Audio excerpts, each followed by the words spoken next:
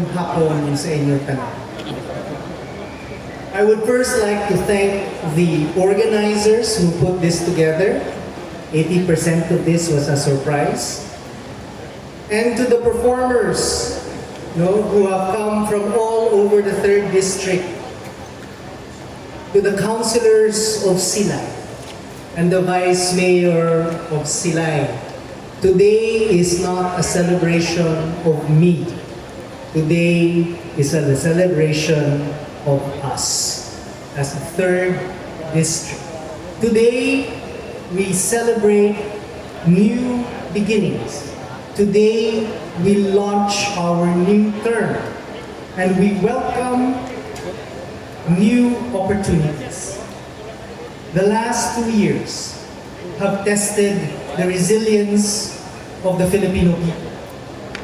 We have faced an unprecedented global health emergency, an economic recession, in many places, fairly divisive election, and the ripple effects of international crises such as wars, an ongoing environmental crisis, and a pending global recession.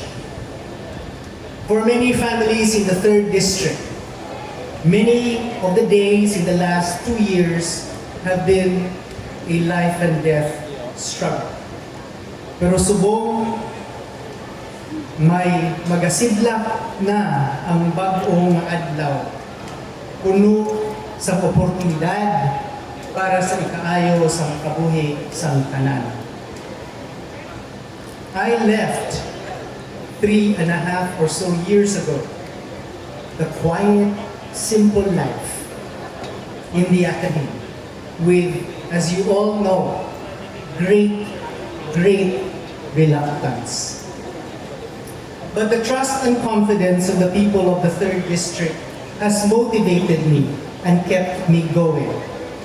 Sa lahat, sa tanan sa inyo, salamat gid sa Metro 3rd. In 2019, I don't know if it's here yet, a challenge was thrown to us that we needed to break a historical record of 178,000 votes. In 2019, we fell short by 3,000 votes. I am happy to say na tungod sa inyo man na suporta, kamo na mga lideres diri sa Metro 3rd, in 2022, we garnered 204,301 votes. Gaulat ako sa premyo sa nag-challenge sa aton. Kung ara siya na sa sulod, matigil siya. Pero sa totoo lang, the pressure has been high. People have been expecting me to exceed the accomplishments of my predecessors, and one specific predecessor, as a matter of fact. And I have had big shoes to fill. But do understand that my predecessors have laid a strong foundation for the development of the 3rd District. And this has, in fact, made my job easier. With a solid infrastructure plan, like that of the Build of national government, such as the Banose Road, the Patag Road, my predecessors opened new frontiers for tourism, for digital jobs, for the diversification of our economy in the 3rd District, that catalyze economic growth and transform us here. Truly, I stand on the shoulders of giants, one of whom has now moved to Bacol. I was only beginning to ease into my life and role as a government official when the pandemic hit and everything changed. We tried to ensure the continuity of our programs and projects in the district. Nakita niyo man kanina sa video ang iban na namon nahimo. We had to shift our priorities and realign our resources. We had to improve our infrastructure, recalibrate government machinery, and reconfigure built social and natural environments. It has become more urgent that while we still need to construct new roads to continue the plans from the past, we also need to continue to enhance our local health system capacity to address future disease outbreaks and build new telco towers, install fiber optic cables to connect schools and communities to the internet to enable distance learning and remote work. That is why I work on House Bill 10463 that will increase the bed capacity of Teresita Lopez Halandoni Provincial Hospital. I am happy to share with you that through the help of Senator Go, the Senate has adopted the bill before the 18th Congress adjourned. The bill is now in Malacanang awaiting the President's signature. Labit na lang yun, Doc Estral, ang ako na utang sa inyo ni Attorney Diaz. Not only the provincial hospital, but we are also mobilizing resources to build or improve more barangay health centers and city health offices. It has also become essential to provide opportunities for our citizens to build sustainable livelihood and skills so they can survive the current and future economic shocks and compete in a changing job market. Here we have tapped and coordinated with DSWD and TESDA for skills training and additional capital for micro enterprises. We need greater investments and meaningful reforms to ensure inclusive, resilient, and sustainable green development. To facilitate this, I ask all of you stakeholders and leaders of Metro 3 to help us adopt a new paradigm and to frame and exercise our understanding to reshape our world. We need new pathways of development that put the basic needs and the interests of the individual at the center of a dynamic interaction between social, cultural, economic, and ecological forces from the global scale to the local level. That is why I filed several measures in Congress introducing sustainable solutions to these development pressures. In line with Governor Lacson and then Provincial Economic Development Consultant, now presumptive Mayor of Bacolod, Albi Benitez, to leverage the digital economy as part and parcel of the province's recovery plan. I filed House Bill number 6874, which aims to accelerate the digital transformation of our economy, bureaucracy, and education system. This bill harmonizes the fragmented ICT policies and programs and provides for a framework for digital reskilling of our labor force. I also called for a bigger budget for the DICT through House Resolution 1203 and funding for a national broadband plan that outlines a nationwide fiber optic cable network through House Resolution 1253. I chaired the technical working group that crafted House Bill number 11098 that seeks to establish ICT hubs in every local government unit.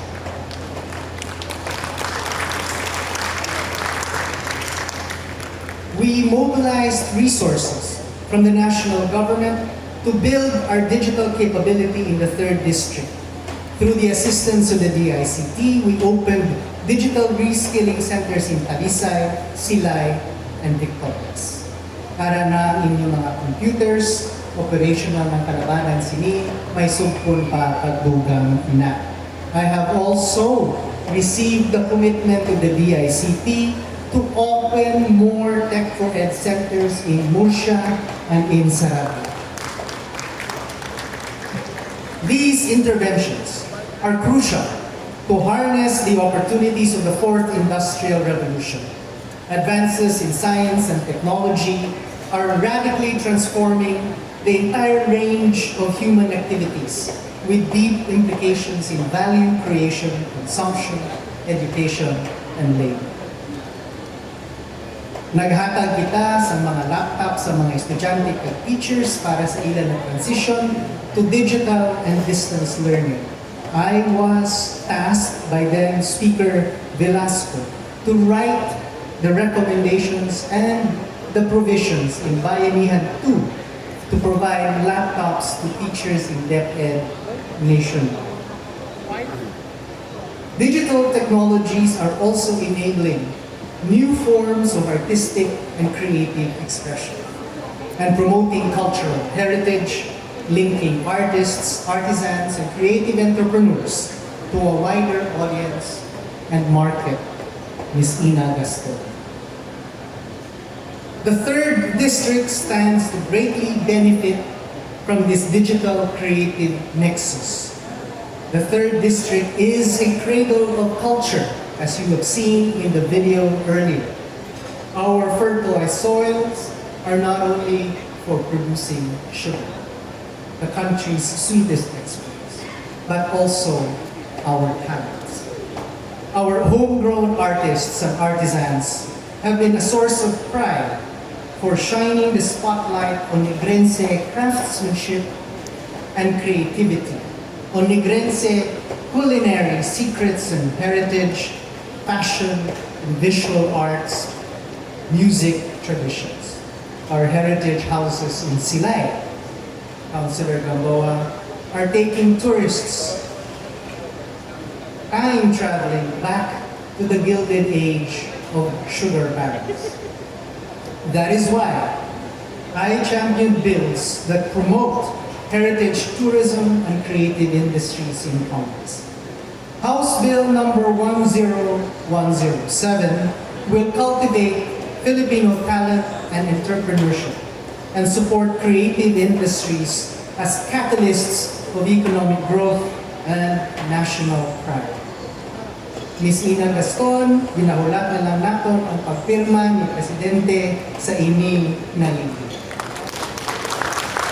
which we work on as Vice Chairman on the Committee of Creative Industries and Performing Arts.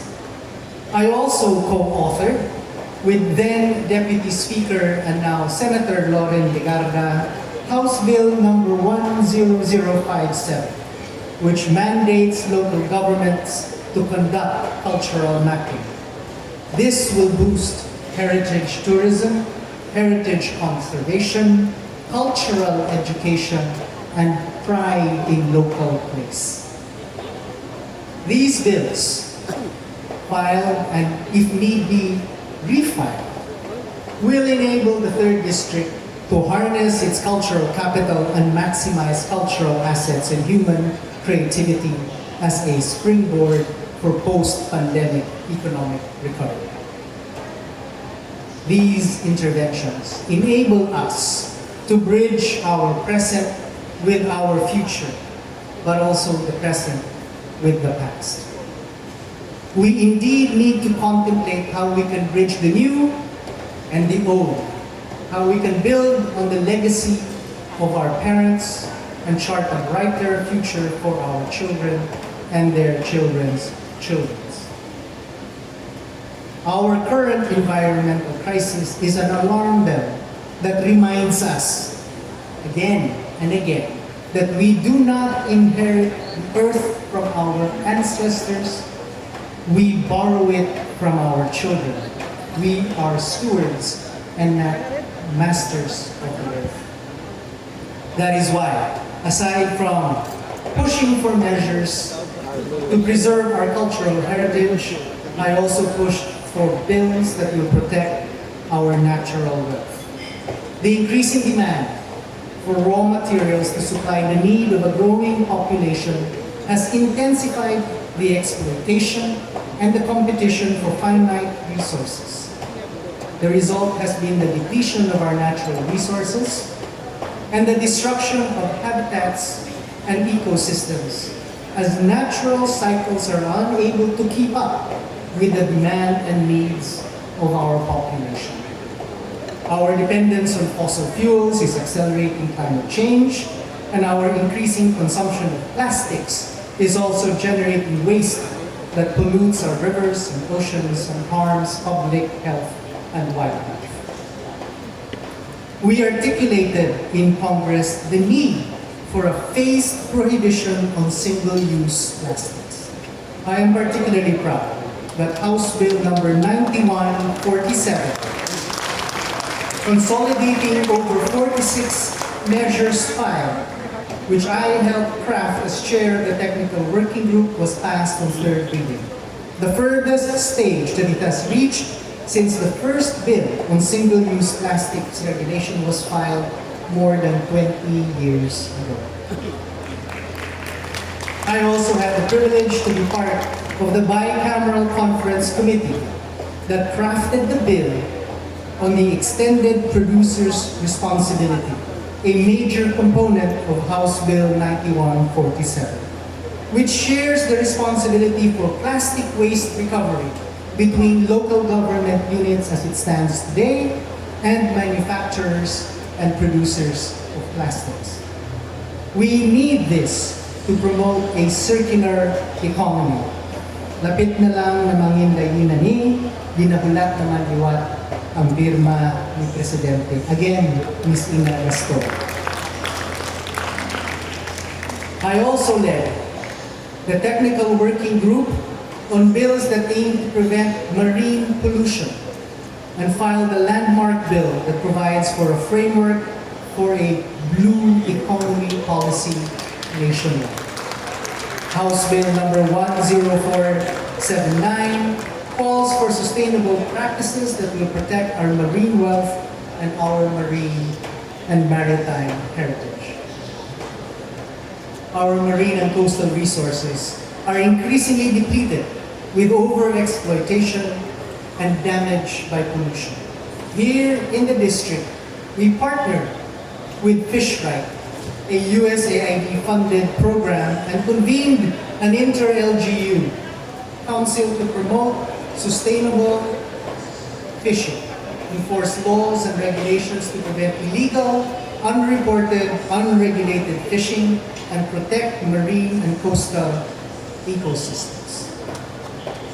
I also co-authored, again, with Deputy Speaker, now Senator Loren Legarda, House Bill number 9181 that will establish a natural capital accounting system that directs NEDA and the PSA to measure the economic value of our natural resources and ecosystems and account for our dependence on them and the cost that they must bear for our development. We need to determine the value of our natural assets in order to understand how high the cost is when we allow for its destruction. I intend to refile the counter bill in the House now that Deputy Speaker Legarda moves to the Senate. We have already discussed how we must push for these advocacies. These bills, filed in Congress of the 18th Congress, stress the need to balance the imperatives of economy and ecology. To elevate the discourse of development pressures, my office co-organized with the provincial government the Negros Water Summit in 2020.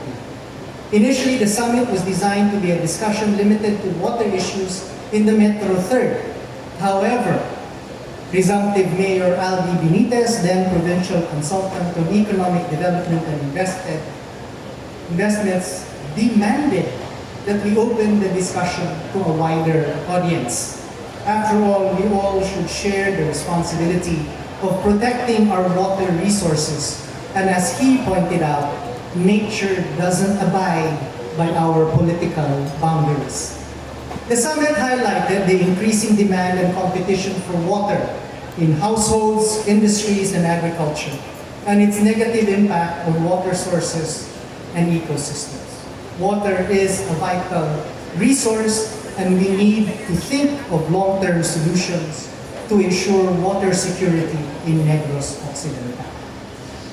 We need to reverse the degradation of watersheds and explore alternative water collection methods as rainwater harvesting and harness innovative water treatment technologies to ensure sufficient and sustainable supply of affordable, clean water.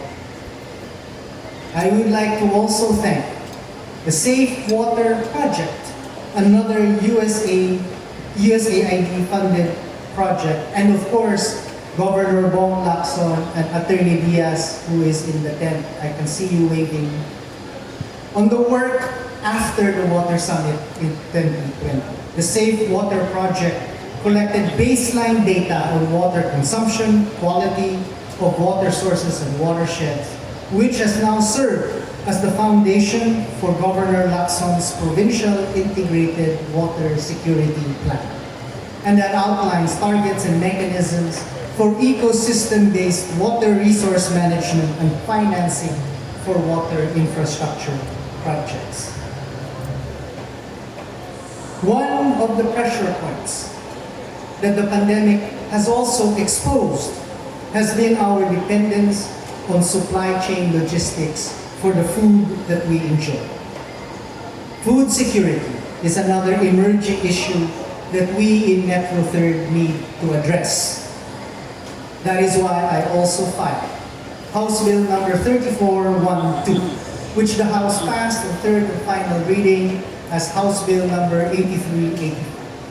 This bill mandates the development of family farms, community gardens, and food forests in urban areas utilizing aquaponics, solar power technology, and guided by agroecological principles.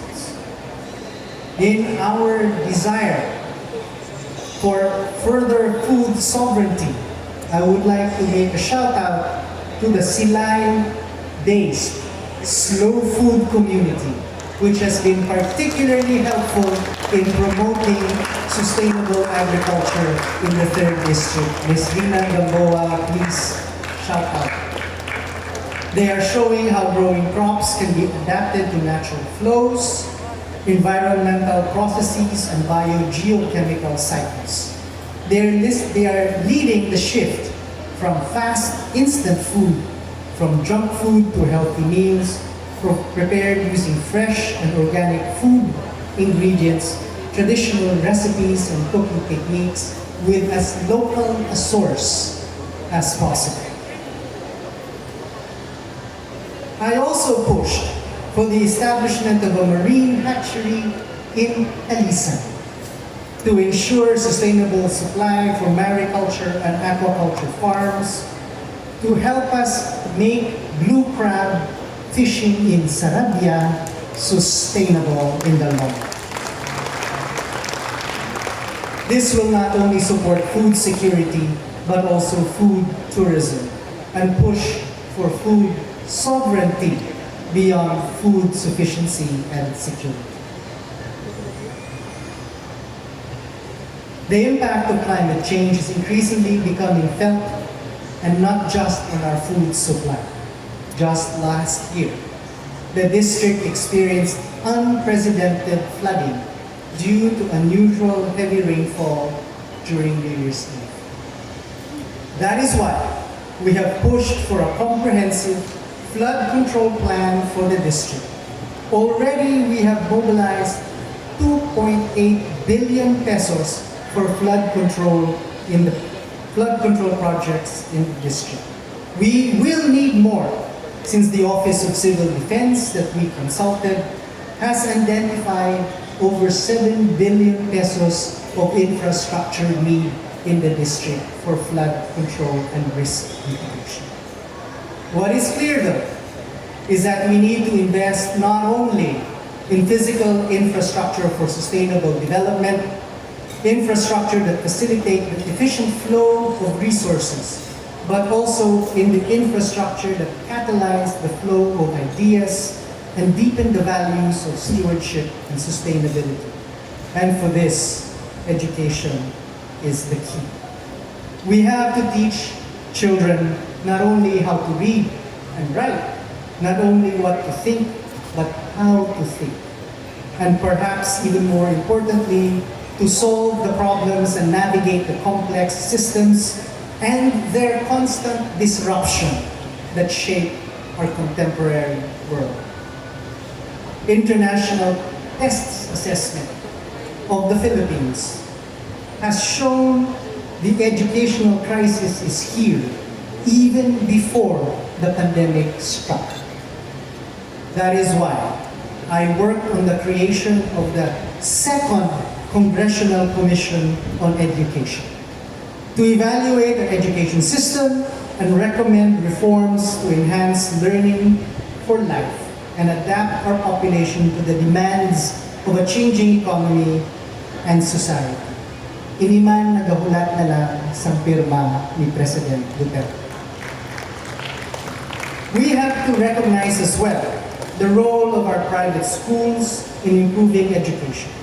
They have been a pillar of our education system, and that is why I filed House Bill number 9573 and led in the lobby to provide private schools tax relief to cope with losses due to dwindling enrollment because of the pandemic. This is now Republic Act 11635. We need learning that is lifelong. Learning not only develops mastery of facts, but traces the deep contours of our minds to create and to innovate. We need to provide holistic education for everyone. Learning that will enable individuals to explore and express identities between self and community. Learning that cultivates meaning and provides for social development. To support lifelong learning, I filed House Bill number 6749 to establish community learning centers equipped with internet connection and digital devices. This has been integrated into House Bill number 9004 that the House has passed on third and final reading. Already, we have built multi-purpose facilities that can host learning activities and assemblies that will deepen our civic life. From 2019 to this year, we have funded the construction or rehabilitation of 94 such buildings around the district. For long-term support, I have filed 2 bills that will establish schools for the arts and design and sports training in the district. House Bill number 8035 aims to establish the next Negros Occidental High School for the Arts and Design here in Silay City, as requested by then Mayor, now still Mayor, Mark Gomez. While House Bill number 8035 seeks to establish the Negros Occidental High School for Sports in EB Magalona, as requested by Mayor Marvin Malaki.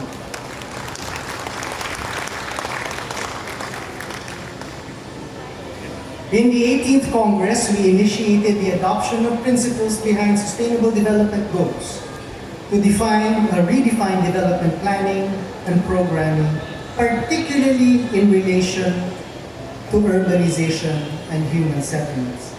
Being Councilor Bernardo, the chair on the House Committee of Housing and Urban Development, I filed House Bill number 3891 to highlight the human and ecological dimension of urban design. We need urban renewal that reconfigures urban neighborhoods to become what urban planner David Sim calls the soft city. The soft city is a reimagination of the city from a mechanized society obsessed with the mobility and flow of capital and the creation of economic value to one which is based on ecosystems that create values from placemaking and from human interaction. We need to transform the gray concrete urban landscape into blue-green infrastructure that adapt the contours and circular dynamics of nature. Nagapati man ko nga ang patutuod na asenso hindi tagid malabot kung wala sa matawhay kag hilway na panimalay kag balay ang tagsa-tagsa kapumuluyo sa tercerong distrito. Development, as my father used to say, must have a face and must have an address. That is why, as chair on the Committee of Housing and Urban Development, I shepherded important measures to fulfill people's right to adequate housing. Congress passed House Bill number 8348, which originally my brother authored on third and final reading to institutionalize on-site in-city housing resettlement. The practice of government has been to relocate informal settlers living in danger zones to resettlement sites that lack opportunities for gainful employment and sustainable livelihood and sometimes even basic utilities. In-city housing will keep them close to their jobs, their children's classes will not be disrupted, and they will be near government offices and facilities for assistance. It upholds their right and access to the benefits of the city. I also filed House Resolution 1468, which the House adopted as House Resolution 1677, to sound the alarm over the country's worsening housing crisis. In the 3rd District alone, Andrew Benuela at Penelosa, we need around 50,000 housing units for families living in danger zones or under threat of eviction from private properties. This is almost the same as Bacolod's needs. So the challenge has been thrown members and leaders, mayors of the third. Unahan pati karon sa Bacolod pangita building sa ilang mga pumuluyo. Nationwide, we need to construct 1.1 million housing units every year.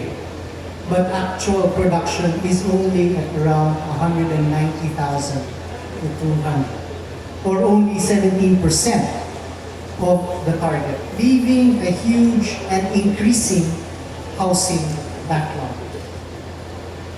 House Resolution 1677 thus calls for higher spending and a mechanism for public-private partnership to expedite production of mass housing and to provide adequate housing to our informal settlers. Kalawig na sa akon hambal, kalabanan sini wala gid ka mopabuti, because this has been what I have been doing while I'm not in the district but in Manila. Kadamo sini sa aton nasuguran, kinahanglan naton balikan. Ara pa dira, for example, ang aton file para sa Negros Island region. Karon ibang pagdinyari na aton mga kinahanglan i-file at itulod at idasok mangyari. In my first term, I filed some 337 measures. We have connected 30 schools with Wi-Fi. We have spent 130 million for water systems, 602 million for bridges in the district, over 3.3 billion in roads. We have given out 161.5 million of assistance to individuals in crisis situation. Ang aton handong mabuligan at mabatyagan sa tanan ang asenso sa Metro 3. Achieving this requires all of you. We still need to ensure efficient and equitable access to quality education. public health, public infrastructure to enhance human capital and human resilience to adapt to disruptions and global transformations. We need to harness the full range of human potential that comes from curiosity and creativity to foster the development that does not disrupt natural cycles of replenishment and renewal and processes, and development that must promote human dignity, development that brings security and comfort to us all.